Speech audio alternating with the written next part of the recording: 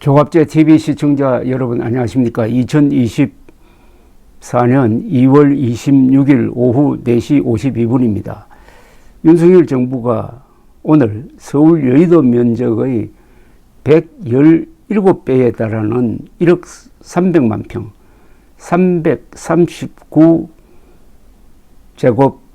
339제곱킬로미터 규모의 군사시설 보호구역을 해제하기로 했습니다. 엄청난 면적입니다. 서울의 반 정도 되는 면적입니다. 이번에 보호구역 지정이 해제된 지역 주민들은 건축물 신축, 정축 시 높이 제한 등을 받지 않게 된다고 합니다. 국방부가 오늘 발표한 올해 보호구역 해제 지역은 공군 비행장 주변이 가장 넓습니다. 287평방킬로미터. 작전에 미치는 영향이 없는 접경지역 38평방킬로미터.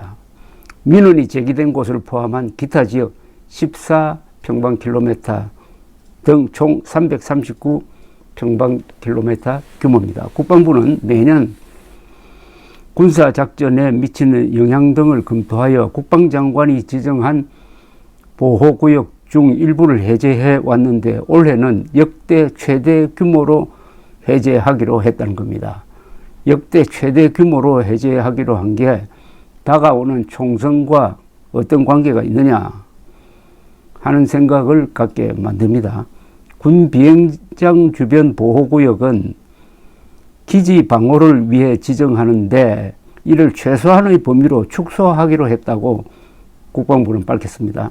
충남, 서산, 경기, 성남 등 7개 지역에서 보호구역이 해제되며 이들 지역에서는 비행안전 구역별 제한 고도를 초과하지 않는 범위 내에서 군 당국과 협의 없이 건축물의 신축이나 정축, 건축물 용도 변경 등을 자유롭게 할 수 있게 되었습니다. 국방부는 강원도, 철원 등 4개 접경지역에서도 군사기지 및 시설의 유무, 취락지역 및 산업단지 발달 여부 등을 고려하여 군작전에 미치는 영향이 없는 범위 내에서 보호구역을 해제하기로 했다고 합니다. 접경지역 내 보호구역 해제지역에서는 높이 제한 없이 건축물의 신축이나 정축이 가능해지고 토지 개간 또는 지형 변경도 할 수 있게 된답니다. 지역 주민이 민원을 제기한 보호구역 중에서도 2곳을 해제하기로 했는데 경기 평택 고덕 국제 신도시 내 민세 초등학교는 학교 부지 일부가 인근 보호구역에 포함되어 개교에 어려움이 있었는데 이번 보호구역 해제로 올해 9월 개교가 가능해졌습니다.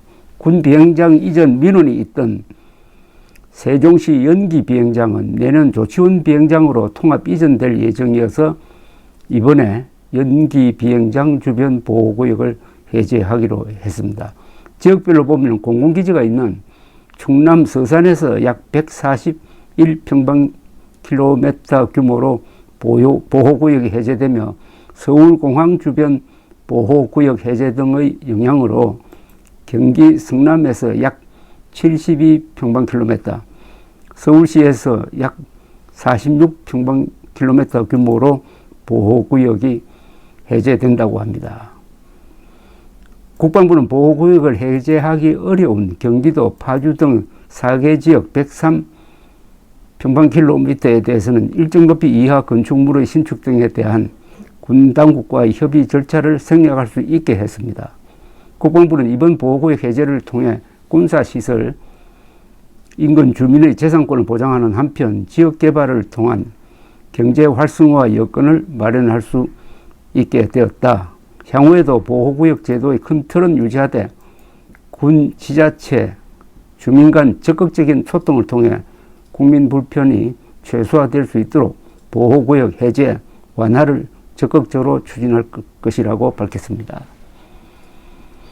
여기에 대해서 조선닷컴의 기사 댓글 중에서 재밌는 게 몇 개 있었습니다.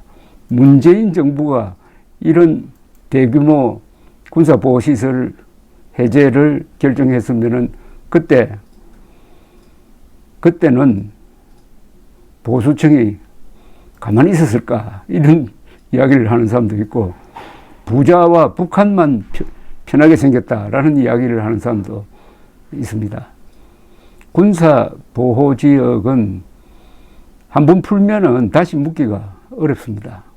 그린벨트도 마찬가지인데, 그린벨트도 상당 부분 풀겠다고 윤석열 정부가 공약을 했습니다.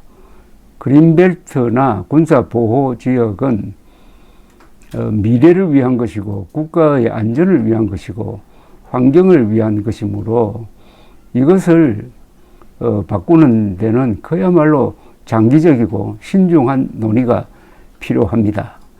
그런데 총선을 앞두고 이런 조치를 취하면은 그 동기가 의심을 받을지 않을 수 없는 거죠. 그린벨트는 1971년에 박정희 대통령의 결단으로 도시 주변에 설치했는데, 그건 어떻게 보면은 미래 세대를 위해서 남겨놓는 땅이죠.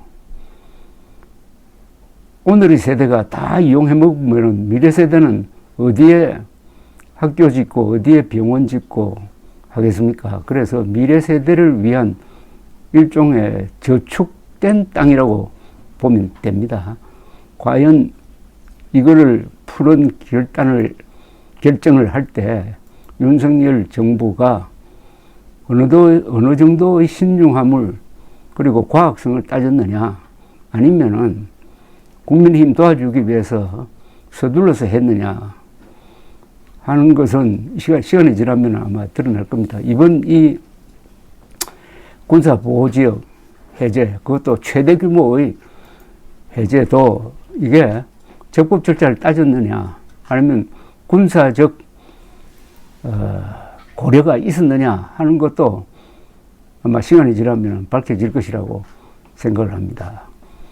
뭐든지 이게 급하게 하면 반드시 거기에는 어떤 문제가 생깁니다.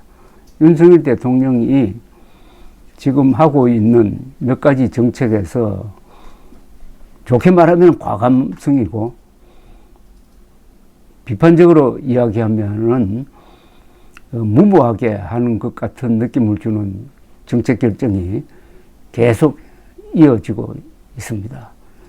총선 직전에 이런 조치가 이어지고 있다는데 불안감을 감출 수가 없습니다. 감사합니다.